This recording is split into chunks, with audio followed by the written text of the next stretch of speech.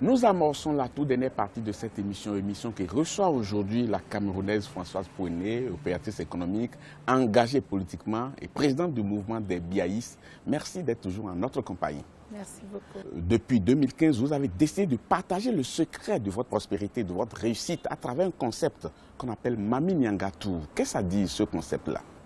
Mami Nyanga Tour, c'est vraiment le tour du Cameroun, le tour de l'Afrique. Dans la première partie, parce qu'on peut aller au-delà de l'Afrique, parce que le life motif, c'est quoi?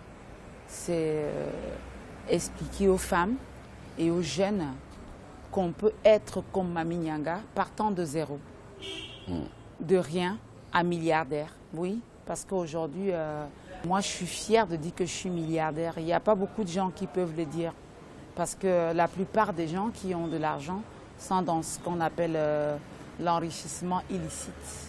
Il ne peut pas les justifier. Donc par conséquent, il ne peut pas parler de ça. Et pour certains, ils n'ont pas un parcours. Parce qu'il faut avoir un parcours dans ce qu'on fait. Oui, mais vous dites qu'on peut partir de rien pour arriver au sommet, si je comprends très bien. Et c'est ce que vous tentez d'expliquer à ceux et celles que vous rencontrez à travers le concept Mami Nyanga Tour. Mais beaucoup de personnes aimeraient être comme vous, aimeraient connaître le même parcours que vous, mais ils heurtent souvent une difficulté, c'est qu'ils n'ont rien au départ. Il faut partir de quelque part.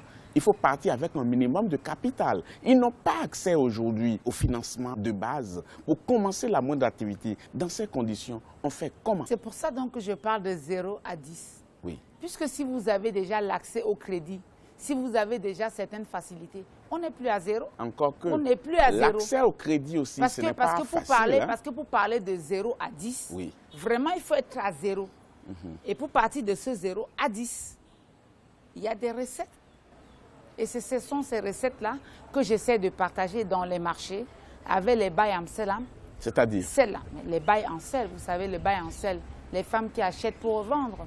Je vais dans les marchés, j'ai déjà fait pratiquement tous les tours des marchés de certaines circonscriptions pour leur expliquer comment est-ce qu'elles peuvent partir de bail en selam. Moi, j'ai fait le bail en selam. Dans les marchés, j'ai fait le bail en sel.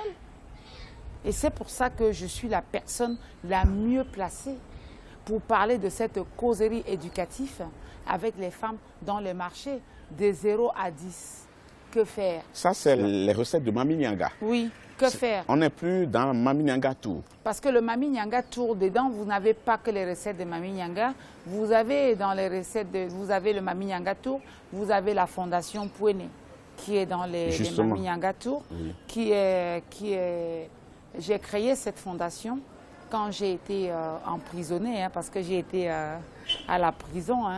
Pour quelle raison, si ce n'est pas un secret? Oui, mais j'étais en détention provisoire, parce que les gens font de la confusion. Je n'ai pas été condamnée. Moi, j'étais en détention provisoire. Oui, mais j'étais comme dans un conte d'Ali Baba. Pour quel fait? Vous savez, les drames judiciaires, on ne les trouve pas seulement au Cameroun, on les trouve partout dans le monde entier. Donc vous avez été victime, dites-vous? J'ai été victime, mais j'ai eu foi en la justice camerounaise et j'ai été libérée purement. Et simplement, j'ai bénéficié d'une ordonnance de non-lieu. Et donc, quand je suis sortie de cette pénible difficulté, où j'ai touché du doigt les difficultés des Camerounais en détention, j'ai créé... La vie en milieu carcéral. J'ai créé donc cette ONG pour essayer de soulager, d'accompagner à ma façon les difficultés des détenus. Donc vous apportez une certaine assistance juridique? Bien sûr, des camarades que j'ai laissés là-bas, parce que j'ai remarqué qu'au Cameroun, quand on va en prison, on ne perd pas seulement la liberté, on perd la dignité, on perd la liberté, on perd même l'humanité. Vous êtes sorti de prison en quelle année? Je suis sorti de la prison en 2013. Oui, où j'y ai séjourné pendant une année et quelques mois. Et depuis, vous avez mis en place la fondation? J'ai mis en place cette fondation pour essayer d'accompagner, je les appelle désormais les camarades, parce que j'ai des gens que j'ai laissés là-bas qui y sont encore jusqu'aujourd'hui. Parce que dans la prison, moi j'ai trouvé qu'il y avait des Camerounais qu'ils y séjournaient pendant 2 années par manque d'assistance judiciaire. Donc c'est ça que je leur procure. Et également dans la prison, j'ai constaté qu'il y a des gens qui sont en détention provisoire ou pour certains qui ont même été condamnés, qui ont épuisé leur peine et qui ne sont pas à même de payer les amendes, les contraintes par corps et les dépenses. Et ils peuvent encore y séjourner encore pendant 1 année ou quelquefois 6 mois. J'essaye donc de payer donc ces contraintes par corps, ces dépenses et ces amendes. Mais ce qui est étonnant, pour les faire libérer plus vite. Mais ce qui est étonnant, outre l'assistance juridique que vous leur apportez, c'est que vous œuvrez aussi au paiement des amendes qui leur sont infligées. Bien sûr, c'est ça. C'est ça pour permettre qu'ils soient libérés. C'est ça qui peut permettre qu'ils soient libérés parce que c'est pour ça que j'ai dit tantôt, il y en a certains qui ont même déjà purgé leur peine. Ils restent encore au moins 1 année en détention parce qu'ils ne sont pas à même de payer les amendes. Mais ce qui m'a quand même étonné dans les activités que nous menions, c'est qu'après tout cela, on a quand même essayé de faire les bilans. J'ai fait le dernier bilan avec la prison centrale de Nkonengi. On s'est rendu compte qu'on a fait libérer une centaine de jeunes et 8 ou 9 mois plus tard, ils y sont retournés pour d'autres motifs, par manque d'insertion à la société. Parce que pour certains, ils y entrent comme des délinquants mineurs, mais ils y sortent comme des grands bandits, par manque d'encadrement en milieu carcéral. Donc, c'est tout ce que nous essayons de faire. Donc, on ne peut pas tout faire. Justement, on ne peut pas tout faire, donc il va falloir aussi penser à comment se réinsérer dans la société une fois sorti de prison. J'espère que vous y pensez aussi. Mais c'est pour ça que je suis très motivée à former, à encadrer, à octroyer des microfinancements aux jeunes pour s'installer dans la vie et devenir comme moi. Donc nous avons parlé de Mami Nyanga Tour, nous avons parlé des recettes de Mami Nyanga, nous avons parlé également de la Fondation pour Aînée Françoise pour la liberté. Mais autre chose quand même qui frappe l'œil, c'est que vous êtes aussi dans les multimédias. Vous avez fait don d'un centre multimédia à Bafang, dans le Nkam et le Rhône-Kam, ça c'est à l'ouest du Cameroun. Oui, parce que nous sommes les BIAIS, nous sommes les lieutenants du président de la République et nous passons tout de suite à l'action. Le chef de l'État a dit rattraper au plus vite le retard de l'économie numérique. C'est un véritable niche d'emploi pour les jeunes et un véritable accélérateur de la croissance économique. Quand le chef de l'État dit ça, on se met au travail.